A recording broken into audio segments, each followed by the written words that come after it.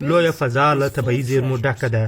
که چیرې موږ دونه وکولی سو چې د آسماني ګارو څخه کانونه راوباسو نو پر مځکه به هر کس ته بیلیونه ډالر ورسیږي. که چیرې د آسماني ګارو څخه کانیستنه دا سبا پیل کړو، آیا د مځکې ټوله هغه طبیعي زیرمې چې موږ تر ننه کارولې بیرته به یې پوره کړو؟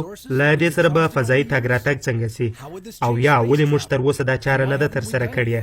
د وټې په دې لنډه خپرونه کې به مو دا ټولې پوښتنې در ځواب سي. زموږ په لمریز نظام کې شاوخوا 800 زره آسماني ګارې ایله بیله ګرځي. ډېری دا ګارې د مشتري او مریخ د مدارونو ترمنځ بند ګرځي را ګرځي. مګر دونه مپلیسه هم نه یو چې هلته پسې ورسو. دلته ومځکې ته نږدې هم شاوخوا 14 زره آسماني ګارې ګرځښت کوي، کوم چې له اوبو نیولې تر سرو زرو دا هر څه پکښې دي. که چیرې د دې طلایي فضا د کانیستنې دا ټولې تخنیکي ننګونې له مخې لرې کړو، آیا بیا به وکولی سو چې دا راایستل سوي کانونه ومځکې ته راوړو؟ هو، موږ به له فضا څخه یو شمېر هغه ګټمنې ذخیرې ومځکې ته راوړو، لکه فاسفورس، زنک، ټیم، سرب، سپین زر، سره زر او نور هغه طبیعي زیرمې چې زموږ له مځکې څخه پر خلاصېدو دي. مګر په زیاته پیمانه د دې ګران بیه مال په راانتقالولو سره به یې پر مځکه د بازار ارزښت راټیټ سي. ښه به دا وي چې د آسماني ګارو څخه راایستل سوي کانونه بیرته د فضا په پلټلو کې وکاروو. مځکې ته لا تمه وکړه، ستا په اړه به بیا وروسته غږېږو. سره له دې چې زموږ په لمریز نظام کې له یخې سوي اوبو او نورو موادو څخه جوړ ستوري یا ګارې له بېله ګرځي را ګرځي، خو بیا به هم ونسي کولی چې پر سپوږمۍ او مریخ زموږ له استعماره مخه ونیسي. موږ انسانان و فضا ته لیږلي چې د سپوږمۍ، مشتري او نور په اړه څېړنه وکړي، او له دې سره به مو نو بالاخره له لمریز نظامه د باندې د بیلیونونه ستورو او وتلو سیارو په اړه هم څېړنې کړي وي. د یوې شېبې لپاره راسئ د مځکې په اړه یو څه درته ووایم. ساینسپوهان په دې باور دي کله چې مځکه په اوایلو کې د زهرې په ډول بې ژونده وه، هغه مهال پر مځکه دوامدار آسماني ګارې لوېدلې. نه یوازې دا چې اوبه یې په منځ راوړي، بلکې ډېر شمېر اساسي ترکیب سوي مالیکولونه یې هم جوړ کړي دي. کېدای سي چې د همدې آسماني ګارو له کبله په خلا کې هم ژوند شونی سي. داسې وګڼئ چې د اروپا پر سړکونو سفر کوئ او هلته هیڅ د تیلو پمپ ونه لرئ. اوس نو تاسې اړ چې خپل د اړتیا وړ ټول تیل مخکې له مخکې در سره ولرئ.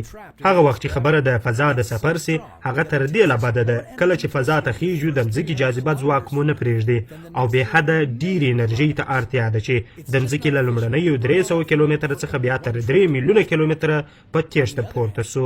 دا یوازې دونه بسنه هم نه کوي چې تر آسماني ګارې دې یوه پله سفر په وکړو. له بلې خوا بیا د مځکې له جاذبې وتلی سفر تر ډېره بې زحمته وي. کله چې د آسماني ډبرو څخه کان راایستنه پیل کړو، موږ اړ نه یو چې هلته هم له ځان سره ډېر تیل ولرو. کولی سو تر دې لا هم نور پسې مخته ولاړ سو، کوم چې مو تصور کړی و. اول به هلته هغه ستوري استخراج کړو چې اوبه لري، تر څو په فضا کې د ژوند د پایښت لپاره په کافي اندازه اوبه ولرو، تر څو هلته د روغتیا ساتنه، خوراکه او د تنفس لپاره مناسبه هوا برابره کړو، او همدارنګه به موږ هلته تیل هم ولرو. اړتیا ده چې له ستورو څخه د په لاس راوړل سوو اوبو مالیکولونه و پروپلین ته تصفیه کړو. په دې صورت کې به نو آسماني ګارې یا ستوري د غازاتو یو ښه زیرمتون وي. موږ به په ګران بیه فلز پورې سپړنه وکړو، لکه سره زر، سپین زر او پلاتینم. خو دا ګران بیه فلز د دې لپاره نه چې هلته د ایلین انجلۍ سره واده په وکړو، بلکې د دې لپاره چې اوږدمهاله برېښنایي فضایي بیړۍ او لابراتوار ځینې جوړ کړئ. مخکې له دې چې فضایي زیرمې را استخراج کړو، تر هغه اول باید موږ د آسماني ګارو یا ستورو او د جاذبې د ځواک په اړه یو څه ناڅه زده کړو. بیا به نو پرېکړه کوو چې کوم امکانات وکاروو او کومې آسماني ګارې یا ستوري دي چې ډېرې زیرمې لري. کله چې مو دا ټول تخنیکي اړخونه وسنجول، بیا نو یو پوښتنه لاسته چې باید ځواب سي، هغه دا چې د دې آسماني ګارو یا ستورو څښتن به څوک وي؟ که چیرې هر هغه کمپنۍ یا کوم هېواد چې هلته یې تر نورو مخکې ځان ورسوی او دغه فضایي زیرمې یې خپلې کړې، نو څنګه؟ په دې صورت کې د اقتصادي لګېدرګۍ شونتیا ډېره ده، ځکه دغه کمپنۍ یا هېواد به ټوله نړۍ مځکه او فضا دواړه مخ ته وړي. مګر یو بل شی د دې پر ځای چې دغه کوچنک ستوري کان کړو، کولی سو د ژوند لپاره یې مناسب هم کړو. خو دا موضوع یوې بلې واټې ته پرېږدو.